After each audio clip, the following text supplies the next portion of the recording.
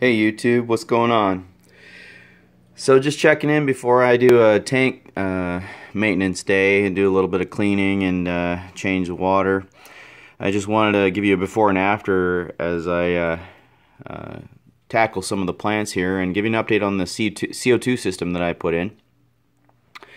There it is, it's kind of bubbling up.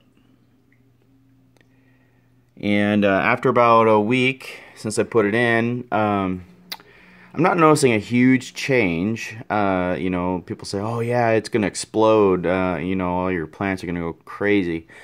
But the thing is, I already do a dose every other day of Excel. Let me just grab it here. That's this stuff here. So it's kind of like a liquid CO2. And so I've already been kind of dosing the tank with CO2. So I haven't seen a radical departure. I think that the actual CO2 system is going to be a little bit better. But just be that as it may, I say that, but there are definitely some changes.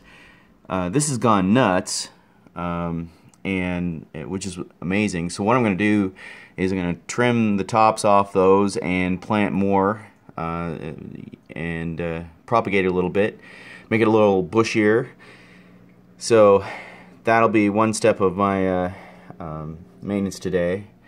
You go over here to the wisteria here, and you can tell just how gorgeous that thing is turning out. I mean, it's really popping compared to the older growth when I newly planted it. It just kind of pops.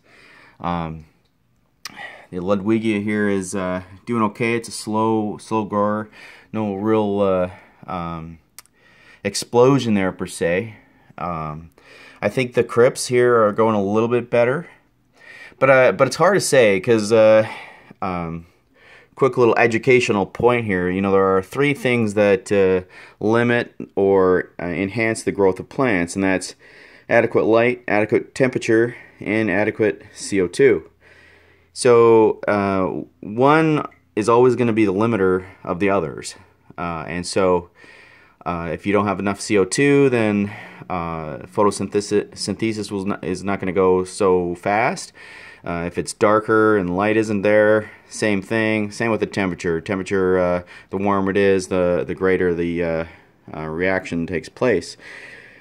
So I've been working some pretty long hours this past month, and so and because of the winter time, I don't want to keep the light on all day long.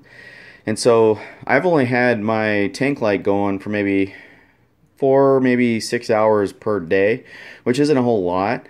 So this weekend, as I've been home, I've been leaving it on a lot longer and to see if that makes a difference. And I think it might have, actually. So what I can't really say is that the CO2 isn't working. It's just the light itself has been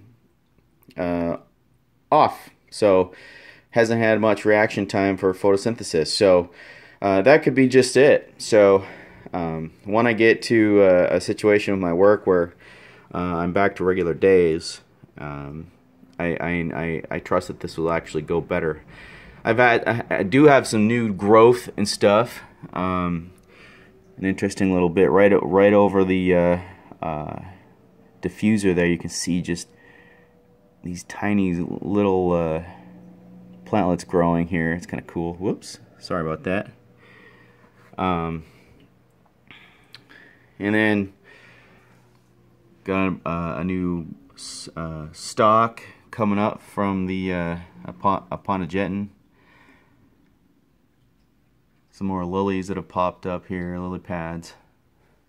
Anyway, so I'm going to go ahead and do some tank maintenance and do some trimming and clean up the tank, the leaves that are dead, and clean it all up. And I'll show you what it looks like afterwards. And here we go. This is the after from the before, after I've done a bunch of trimming and did a tank cleaning.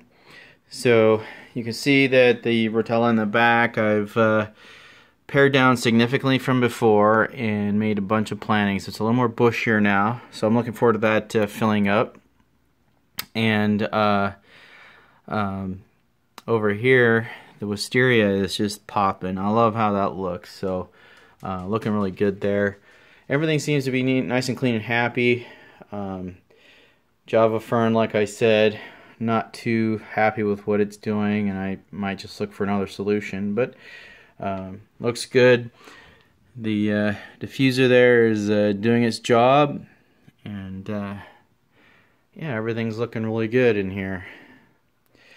So my next update, hopefully I'll have some rainbows in from getting shipped to the local store, and hopefully that comes in the next few days here.